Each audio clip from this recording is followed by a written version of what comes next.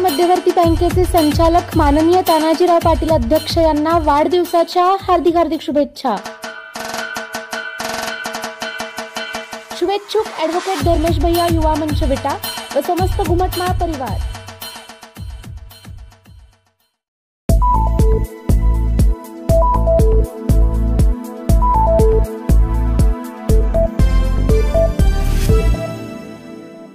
वृद्ध व्यक्तीचे डोके फोडले, जुन्या घरगुती वादातून घडला प्रकार। खानापूर तालुक्यातील खंबाळे गावात घरगुती वादातून वृद्ध व्यक्तीचे डोके फोडण्याचा प्रकार समोर आला आहे। याची फिर्याद प्रकाश पांडुरंग सुर्वे वय वर्ष 73 यांनी स्वतः विटा पोलीस स्टेशन येथे दाखल केली। घडलेल्या घटनेची हकीकत अशी की प्रकाश पांडुरंग सुर्वे हे खंबाळे येथे त्यांच्या पत्नी व मुलांसह वास्तव्यास आहेत। त्यांच्या शेजारीच त्यांचा भाऊ जनार्दन पांडुरंग सुर्वे हे देखील आहेत। प्रकाश सुर्वे व जनार्दन सुर्वे यांच्यात गेल्या अनेक दिवसांपासून घरगुती वाद सुरू आहेत। तो वाद मिटवण्यासाठी मीटिंग घेण्यात आली होती। यावेळी मंदाकिनी जनार्दन सुर्वे यांनी शिवीगाळ करण्यास सुरुवात केली।